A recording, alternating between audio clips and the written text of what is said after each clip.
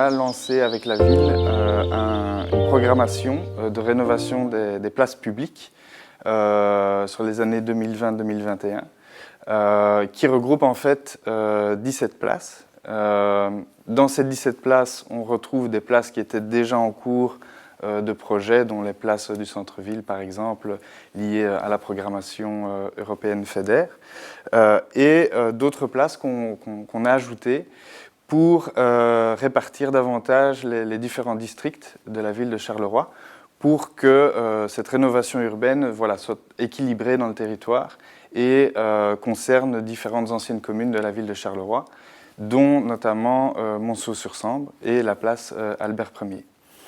Ensuite, il y a le master plan Charleroi-Sambre-Ouest qui concerne en fait davantage les rives de Sambre et l'implantation du nouveau stade, mais qui indirectement ont amené des réflexions aussi de connexion des centres urbains entre eux, dont notamment ici le centre de Monceau, qu'on souhaite relier davantage, notamment pour les modes doux, à la route de Mons, donc la N90, et tout le nouveau développement qui se déroulera autour de la Sambre.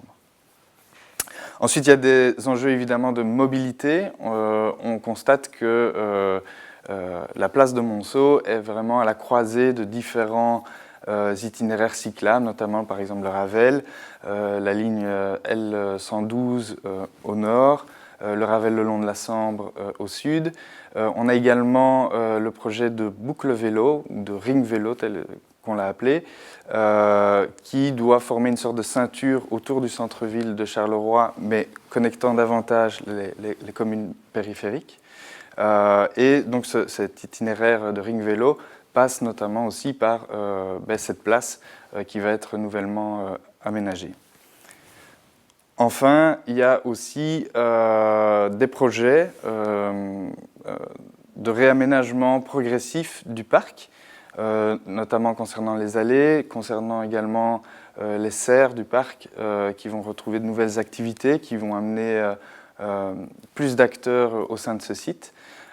Et donc, ce projet de place a pour but aussi de rentrer en synergie avec tout ce qui va se développer de nouveau dans le parc. Alors, les intentions générales du projet, c'est avant tout de redonner une convivialité à cette place. Cette place aujourd'hui est principalement occupée par du stationnement. La volonté est de retrouver un équilibre pour aussi pouvoir dégager des espaces d'appropriation pour les riverains, les passants et les différents usagers de cette place. Ensuite, cette place se trouve à l'entrée du parc Nelson Mandela, et donc cette relation entre place-parc est extrêmement importante. Et c'est une demande de base que nous avons formulée, de trouver des points de synergie et des points de dialogue entre le parc Nelson Mandela et la place, notamment par des questions de perspective visuelle, de continuité des matériaux et de relations dans l'utilisation. Ensuite, d'un point de vue plus mobilité, l'idée est de trouver une meilleure cohabitation entre les différents modes de transport, que ce soit la voiture, le cycliste, le piéton. Il faut retrouver un environnement apaisé et sécurisé pour chacun. Nous avons demandé également à amener une rationalisation du stationnement donc, sur l'espace public. Le projet devra également intégrer les différentes occupations qui ont lieu sur la place et peut-être qui auront lieu dans le futur, différentes activités, qu'elles soient permanentes ou temporaires. Ensuite, il y a le traitement paysager et l'augmentation de la présence du végétal sur la place. Encore une fois, on est ici aux portes du parc Nelson Mandela et donc il est assez cohérent qu'on retrouve un espace qui soit relativement planté et arboré. Enfin, il y a évidemment l'aspect patrimonial, de la mise en valeur du cadre bâti de la place. On est ici sur une place qui a la présence d'éléments architecturaux importants et assez remarquables, dont l'église, mais également un front bâti assez ancien et assez remarquable également. Et donc, le réaménagement de la place sera aussi l'occasion de mettre en valeur ce patrimoine et les perspectives vers celui-ci.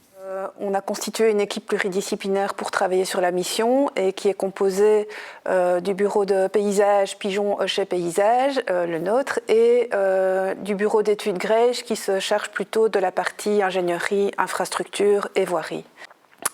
Alors ici pour la place Albert Ier à Monceau, nous avons d'abord essayé d'avoir une lecture assez à grande échelle du territoire dans lequel nous allions travailler, et on constate en fait que le village, la petite ville de Monceau-sur-Sambre est en fait enclavé dans un territoire paysager très très vaste qui comprend le parc sur l'ouest, les terrils au nord et la Sambre au sud, et donc l'urbanisme de ce territoire est assez clair, avec un maillage urbain très très bien dessiné en ce qui concerne Monceau, et puis un environnement directement très agréable sur les différents versants de la vallée.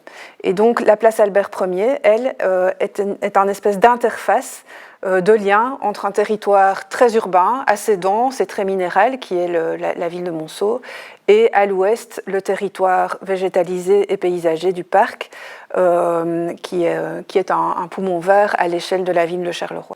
Nous avons essayé d'imaginer vraiment l'aménagement de la place comme un trait d'union entre ces deux entités, la ville minérale et le parc. Et nous avons tenté de réoffrir au parc un parvis intéressant et aussi de faire rentrer la végétation du parc vers l'intérieur de l'espace urbain. On peut constater aussi sur la place qu'il y a un très intéressant patrimoine architectural. L'église Saint-Louis de Gonzague est classée, elle est très belle, mais on a aussi des façades à pignon espagnol sur l'angle de la place et un tissu urbain en briques avec une mitoyenneté très cohérente. Donc on peut dire que cet ensemble de façades architecturales est plutôt un élément à mettre en valeur. Nous avons du coup privilégié un aménagement très très simple qui va de façade à façade avec des revêtements assez uniformes et peu de délimitation ou de division dans l'espace, de manière à mettre en valeur l'entrée du parc et le bâti patrimonial. On peut faire un petit détour par l'histoire. On voit sur les cartes anciennes que l'entrée du château se faisait par l'élément de ferme, qui est toujours présent actuellement, et que devant la ferme se déployait une cour qui a servi historiquement de vestibule entre la ville et le parc du château.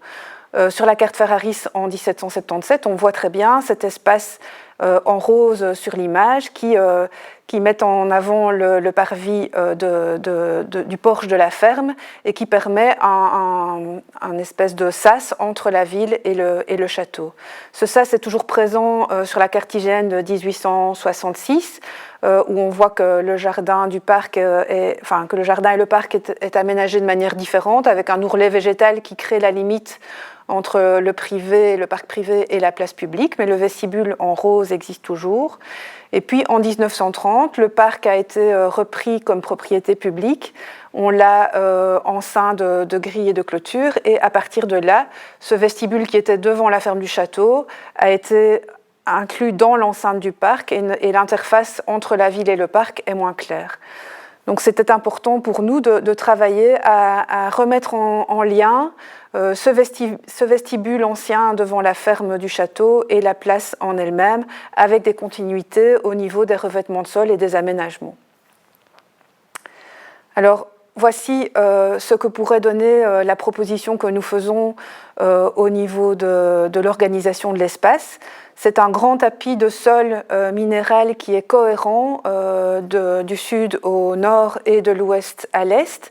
Ce tapis est composé de petits pavés en pierre qui sont récupérés en grande partie dans l'espace existant et qui seront complétés idéalement en fonction des possibilités des stocks communaux. Ces pavés sont posés avec un minimum de bordure de manière à être très très accessibles aux personnes à mobilité réduite, mais aussi aux vélos, poussettes et compagnie. L'espace est très accueillant. Et alors, on voit également qu'il y a un travail qui est fait sur la végétalisation de l'espace de manière à retrouver une liaison végétale entre le grand alignement d'arbres dans la rue Jules d'Estrées et les plantations à l'intérieur du parc. Donc toute la façade sud de l'aménagement est plantée généreusement d'arbres nouveaux qui créent ce trait d'union vert entre la rue Jules d'Estrées et l'entrée du parc à l'ouest. Et puis, en ce qui concerne le stationnement, évidemment, à l'heure actuelle, la place est fort encombrée par le stationnement, mais en observant les utilisations, on se rend compte qu'une grande partie du stationnement actuel correspond à des usages liés au parc et qu'il est possible de rationaliser ce stationnement-là en réorganisant autrement les espaces de parking propres au parc de Monceau.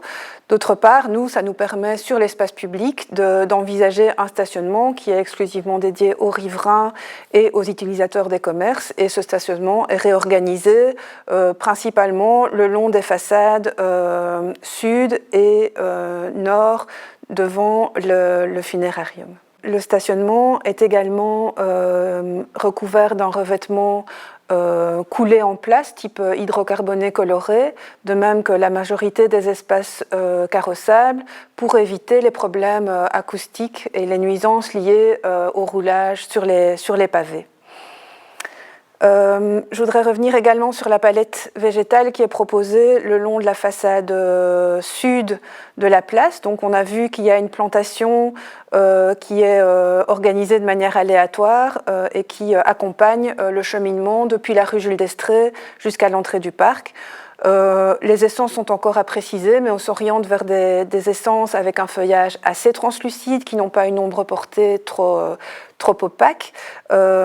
On va essayer d'alterner des essences qui ont une floraison décorative et d'autres qui ont plutôt un feuillage automnal intéressant, de manière à avoir tout au long de l'année des qualités particulières par rapport à cette végétation. Et ces arbres auront plutôt un port fastigié, donc un port qui se développe verticalement pour ne pas venir frôler trop près les façades. On a juste face à l'église un arbre plus important qui sera un arbre remarquable et lui qui pourra déployer une charpente de manière plus généreuse. On pourrait imaginer un tulipier, un marronnier, mais les essences, encore une fois, sont à préciser. En ce qui concerne les revêtements, on en a parlé.